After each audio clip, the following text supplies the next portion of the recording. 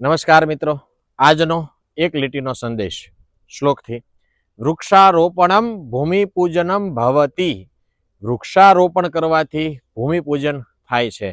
ધરતી માતાનું પૂજન કરવું હોય, પ્રકૃતિ માતાનું પૂજન કરવું હોય, આ ધરતીનો ઉપકાર આપણે ચૂકવવો હોય, આ પૃથ્વીનો, આ પ્રકૃતિનો ઉપકાર કંઈક અંશે આપણે ન ચૂકવી શકીએ. એ વાત બહુ સ્વાભાવિક છે કે પ્રકૃતિએ અને આ ધરતી માતાએ આ માનવ જીવનને અઢળક આપ્યું છે, અઢળક પુષ્કળ આપ્યું છે. એનું ઋણ આપણે ન ચૂકવી શકીએ, પણ એનું પૂજન આપણે જરૂર કરી શકીએ.